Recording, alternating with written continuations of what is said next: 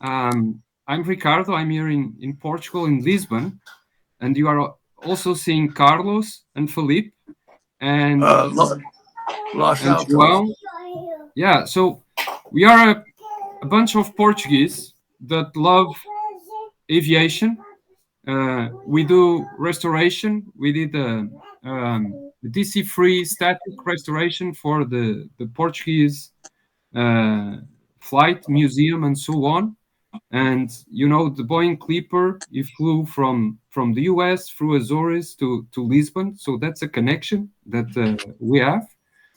And it will be amazing to listen to your life story from the Clipper and beyond. So I'm really excited, and I hand it over to Carlos because he is the master, the ringmaster of this thing that we call the Dakota Talks, in homage to the DC-3 Dakota, one of the most best commercial aircraft ever. But yeah, please, Carlos.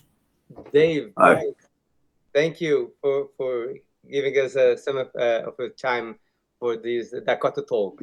Dakota Talk is a set where a bunch of people listen stories about aviation, and we believe that you have some on your pocket to share with us.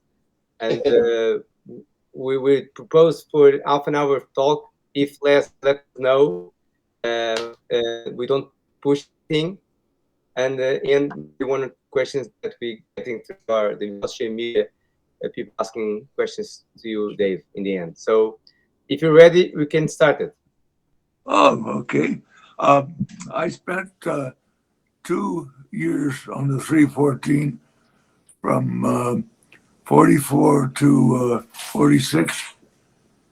And I just flew it from here to Honolulu. 2,400 miles took us westbound 17 hours, and eastbound took us 15 hours. And we made the trip at over at 5,000 feet and back to San Francisco at 7,000.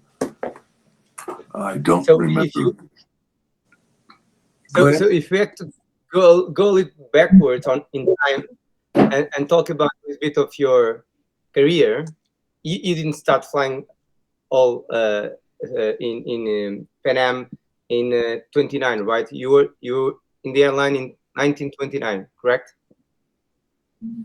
Let's see. When did you learn to fly, Dave? 1939, 1940. Oh, 1940. And The can you tell us a little bit of that experience? Where did you learn to fly, and what was the process on the way towards being a Pan Am pilot? Okay.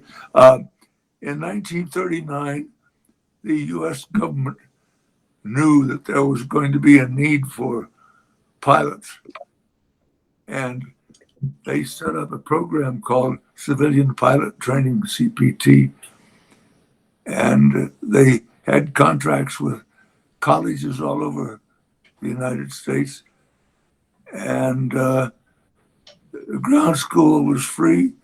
Get yourself to the airport, and flying was free. There was a limited amount of a number of people on the program for flight. I had my program in San Francisco Junior College, and there were 20 people listed for flying. And I flew at Mills Field, which is now San Francisco Municipal Airport. Started flying in late 1939 and went through primary, which was soloed, and I got a private pilot's license. And then later on, they had a secondary program, which was all aerobatics, and I got a commercial out of that. And Tell us about the airplane you flew. Which airplanes were those? the first airplane I learned to fly was a Luscombe two-place, owned by a woman. She owned the company. She was the flight instructor. So a gal, elderly gal, taught me how to fly, basically. And Into aerobatics, which aircraft was that? that was a Waco, similar to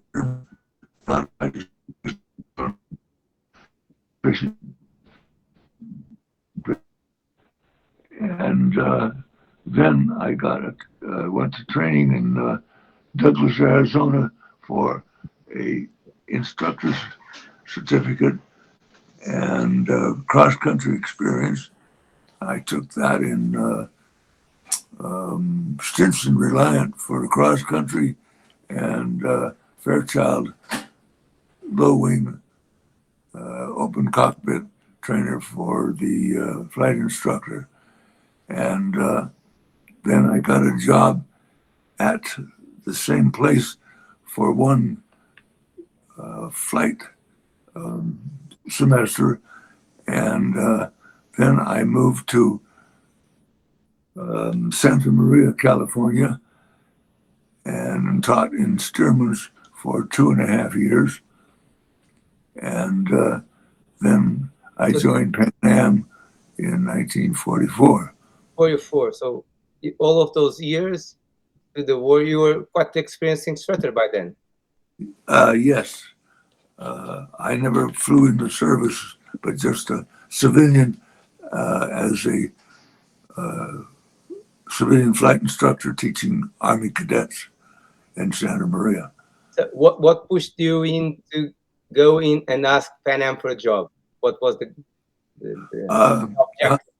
At Santa Maria, I was going out the guard gate one night, and somebody called me and said, "You were talking about going to an airline." I says, "Yeah." He says, "Well, there's a guy from Pan Am in the office looking for pilots." And so I whirled right around. I went back in the chief pilot's office, and as I walked in the door, this old guy says, "How much college you got?" And I said, "I have a year of junior college." And he said, "That's not enough. We're looking for 4-year college people." And I asked him if I could stay and listen to the program, and he says, "No, it won't do you any good." So he had 2 guys with 4 years of college and one with 3 years of college. And so anyway, I talked my way into him letting me listen. And when he got through, he handed out 3 applications. And I says, "Can I have one?" He says, "No, you can't have one. You don't have enough college." So I snowed him under a little bit with all my experience. And, oh, well, all right. He gave me a certificate application. Good. So anyway, he left. And the next day, the 2 college guys got called up, and neither one of them passed the physical. First one couldn't see, and the second one couldn't hear. So, Hey, Dave, this is Brian. Dave, this is Brian for a moment. Just to tell everyone here, guys, Huh? Dave stood, I don't know if you still stand, about 2 meters tall. So when he stood up in front of Pan Am, they probably noticed him. Yeah, I guess. Quite good for the pictures. You always know who you are. Yeah. But anyway, they finally called me, and I went up, I passed the physical, and I passed the flight test. And they gave me and the other guy 2 tests, and I passed those. So I had a familiarization trip to Honolulu and back on the 314, and started flight training on a PBM. And I was a relief co-pilot on the 314 to Honolulu. My job was on departures and arrivals, working the bow with the mooring lines, and then relief co-pilot en route. So you were doing that for the initial part of your career. Did you upgrade somewhere in become the first officer? later on, when I went to see, after 2 years of the 314, I went to DC-4s, and I made first officer on a DC-4, and then went to Strata Cruiser, and had to go back to Navigator. And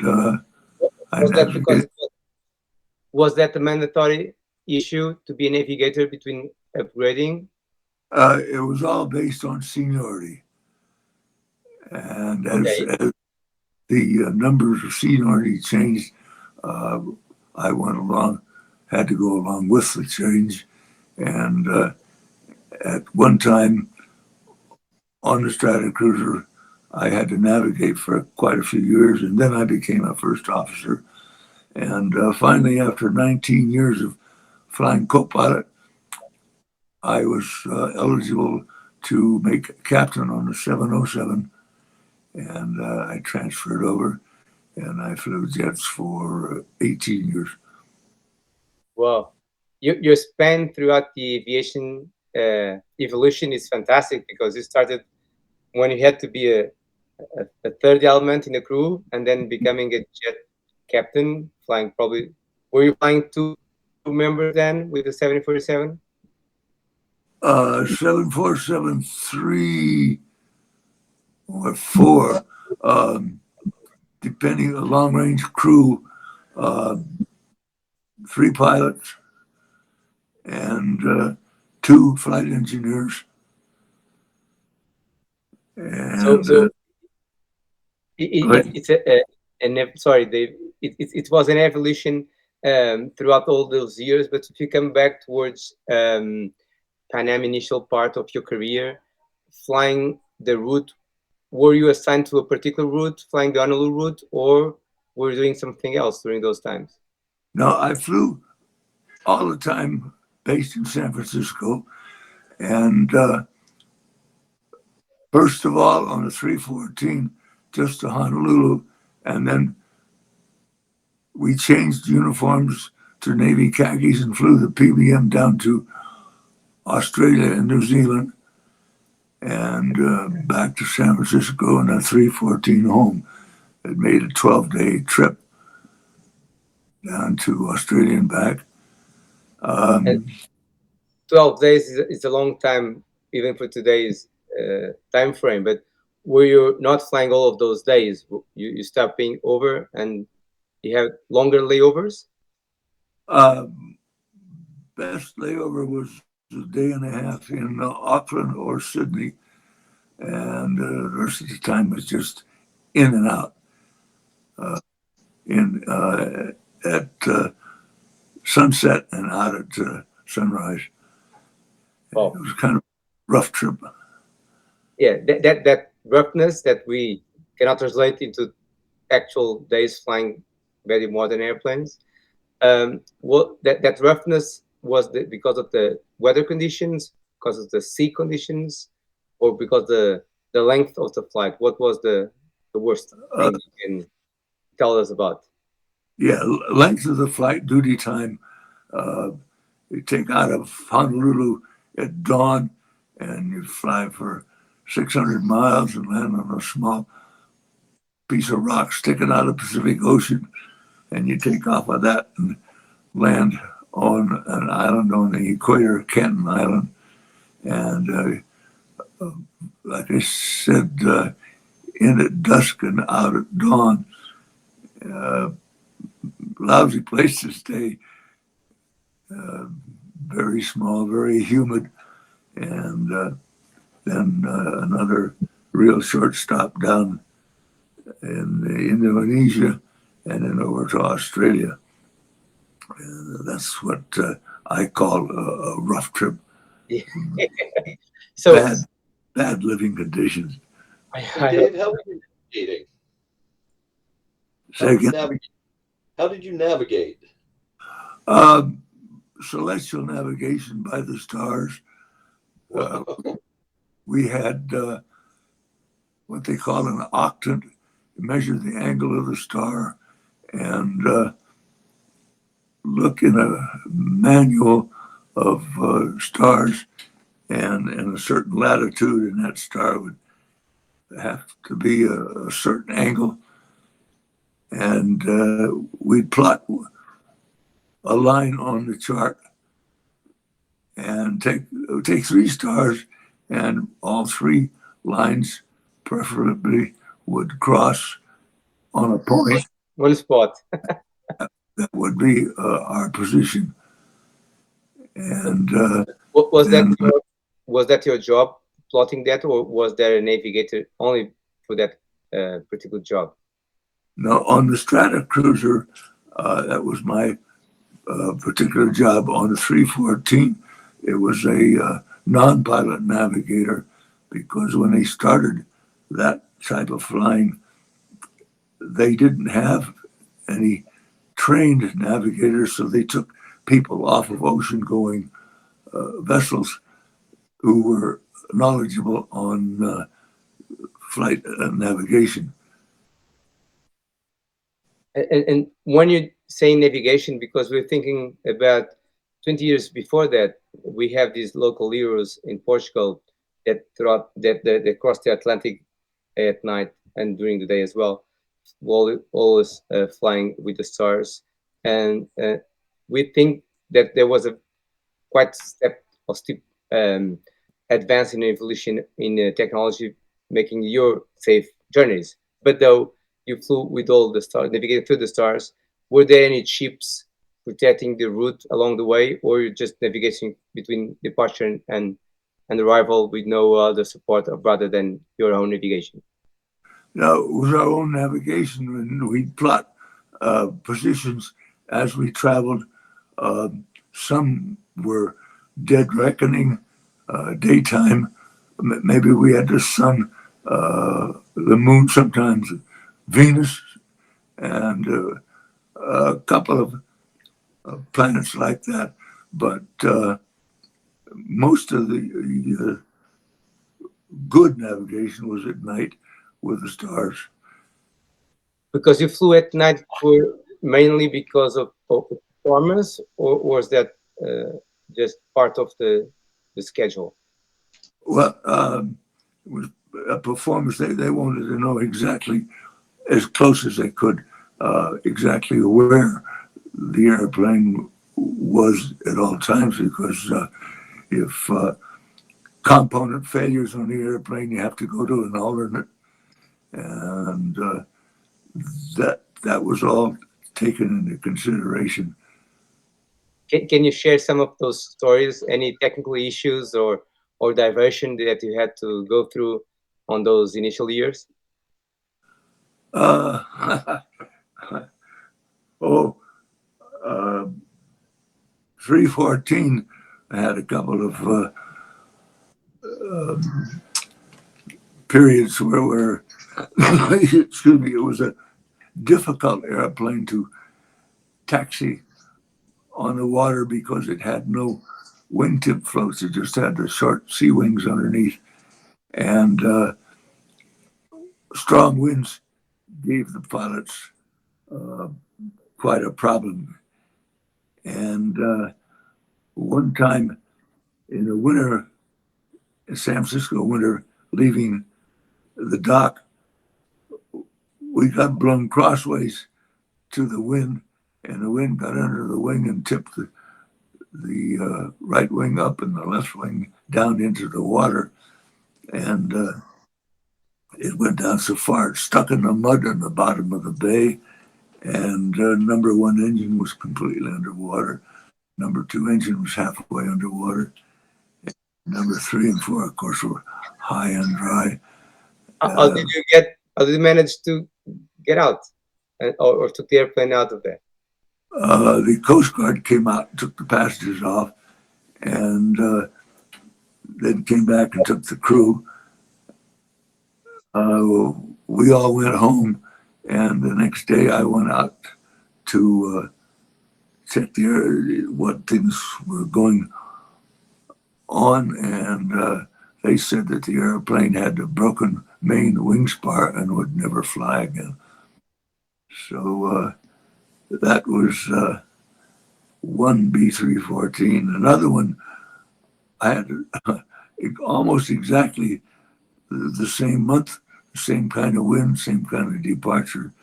And the wind blew us into a buoy, and our bow of the 314 hit the buoy, and I'm in the bow compartment looking down outside on the water, and I watch as the 314 hits the buoy, and I secured the bow and went topside, and started thinking about it after I got back on the flight deck.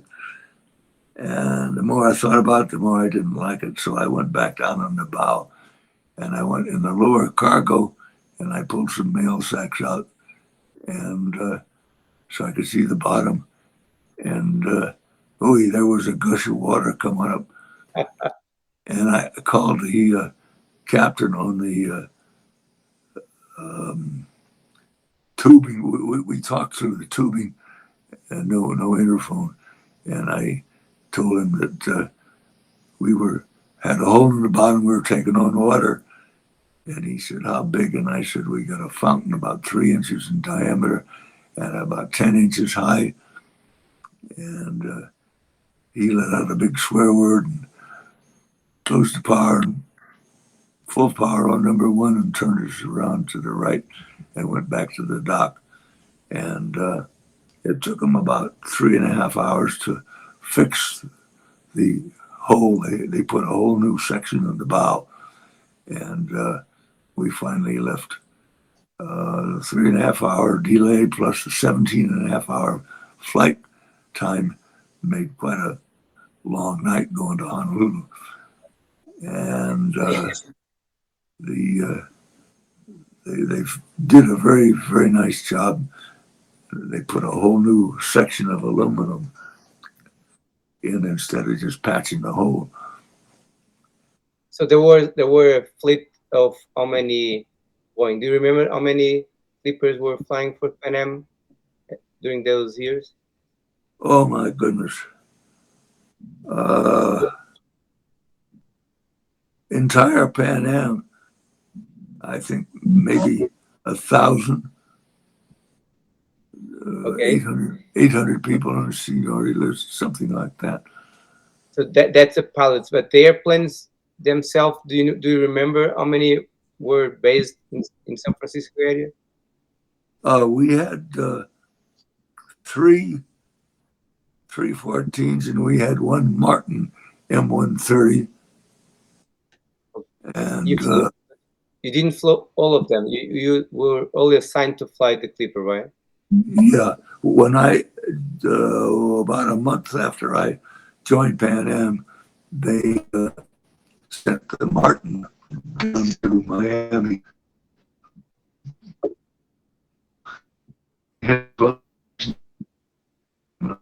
Crew, and it was about 21, 22 hours to Honolulu. It was the original China Clipper, and that's all they had on Boeing company made us.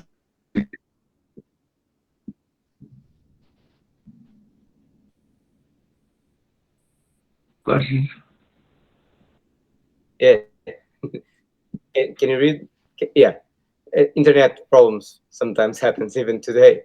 So the Pan Am other bases were also the East Coast, but you never signed for those routes throughout the New York area, were you?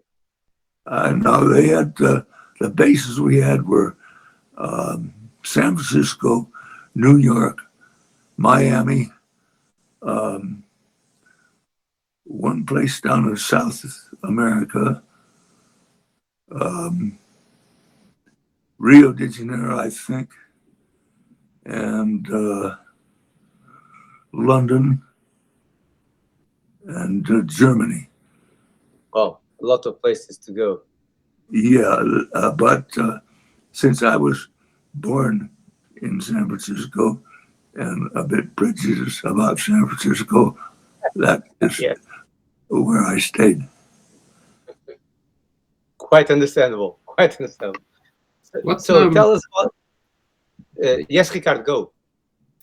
I was thinking, what is a full flight? I mean, how many people? How do you work with each other, right? How many pilots and people on board doing what? Well, on the 314, we had 24 passengers, 11 crew members, 4 pilots, 2 engineers, and 2 radio operators. There were no voice communications in those days. It was all carrier wave dots and dashes. They called it CW. And they had to have special people who sent code, Morse code. They originally worked on board ocean liners, and Pan Am hired them to send all communications by carrier wave CW. Let's see, 2 radio and 2 engineers. Flight service was a purser was the head of flight service, and 2 stewards. And a purser was usually taken off of an ocean liner or a big hotel for dining room cooking purposes. 314 was done on the airplane. No pre-made meals. Dave, this is Brian again. Didn't you? I think you once told me that a mechanic could go out into the wing in flight and work on the engine in the 314. Didn't you tell me that? Yeah. There was a right by the engineer on the left side and on the right side, and on the left side, just behind the navigator's desk, there was a port where you could go through and crawl out into the wing and sit in each nacelle and work on the engine was minimal. When you sat in a nacelle, there was a big oval-shaped, we called it clamshell door over the back of the engine, and you had to take that open to get right at the back of the engine, and you could only do basic things like, say, change a fuel pump or change a generator.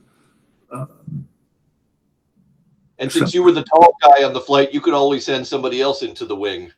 Yeah, well, the engineer would be the person who went out in the things. To do anything on the engine had to be shut down to start with.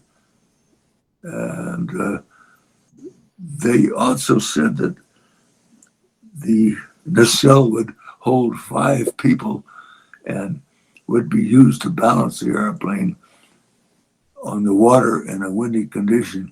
But in the 2 years that I flew on it, we never did that. Wow. But when you're trying to avoid a thunderstorm, which is probably very common flying those routes, were you anticipating? Was the weather forecast good?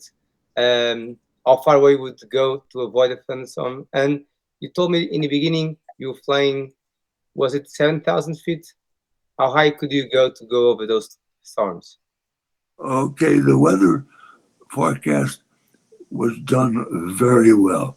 Pan Am had a very, very good weather service, and with each departure, we would brief weather and look at the charts and see where the good weather and the bad weather. The clouds out in the Pacific usually were cumulus clouds, which were very rough, thunder and lightning. we stayed clear of those. We had, in the later airplanes, we had radar that would pick those clouds up, but on the 314 we didn't.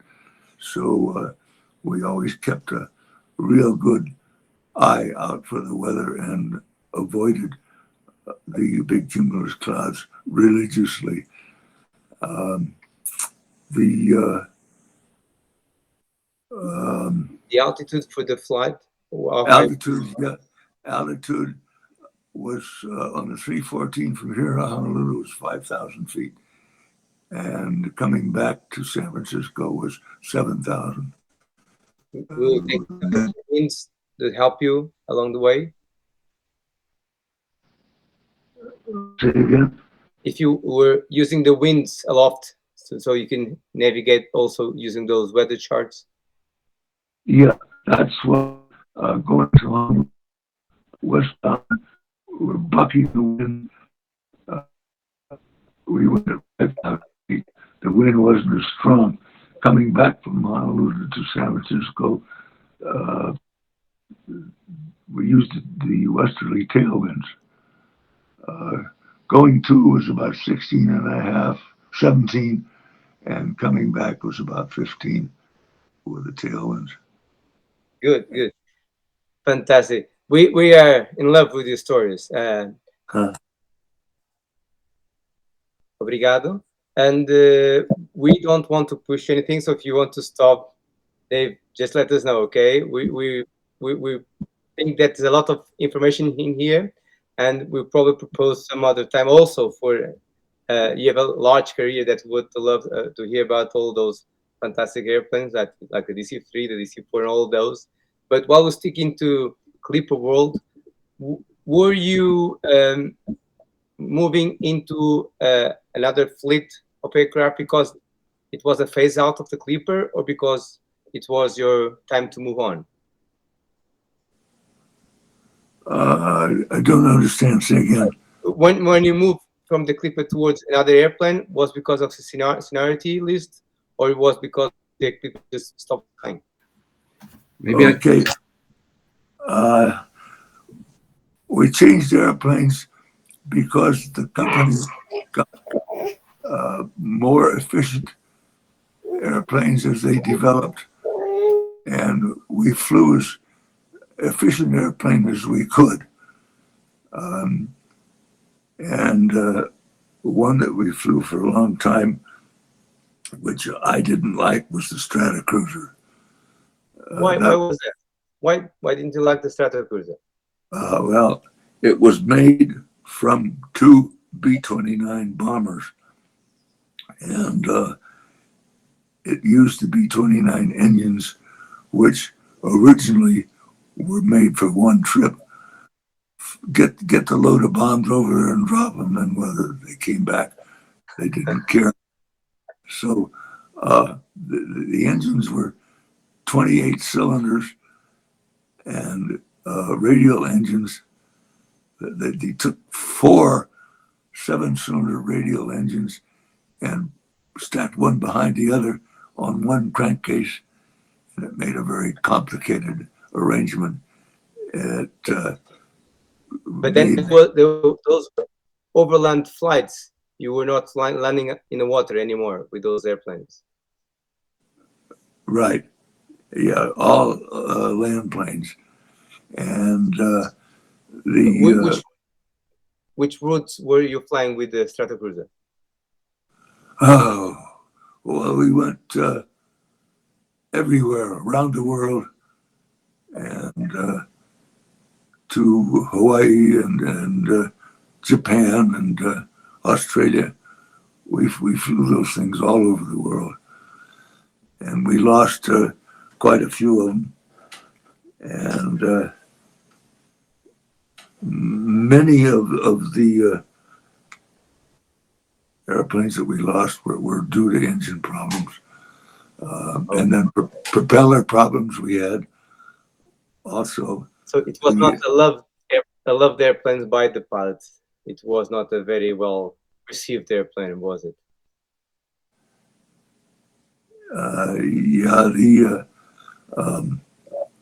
the propellers from the B-29s weren't efficient enough, and they made some big square wide blade props, and they didn't hold together very well, and they came apart and tore the engines out, and we had a lot of valve trouble in the cylinders on the engines because of the poor heating, cooling arrangements, and the whole thing. They were advertised as, oh, a beautiful airplane, double-decker, and a lounge downstairs and all that. But, well, maybe so, but I never felt that it was a safe airplane to fly. Let's go back to the Clippers then. I have a few questions from people listening to your talk with us. That again, we thank you so much. Again, also Brian for helping us that, and I think the name it's Eniketi, which is also by your place in San Francisco. Thank you for helping us today. Yes. You're welcome. Oh, hello. Thank you again for making this happen. We'll force you probably for another talk because there's so many interesting subjects from. Let's go into the questions now. So people asking about the how were you preparing for the, or did you train with Pan Am to handle all of the technical issues? Nowadays you have simulators. Were there simulators at that time to train, or you flying around with an instructor from now and then to train as a pilot with Pan Am? Pan Am instructors, we trained strictly in and with Pan Am and on Pan Am airplanes. So you were flying the original Clipper with no passengers when doing your training, or that worked back then? Right. The most training we had was for an airline transport rating, and that was in the DC-3, and we would go up in groups of 2 and fly for about 4 hours, 2 hours apiece training Pan Am airplane, Pan Am instructors. And then we would have to pass the flight test at the end from an FAA inspector.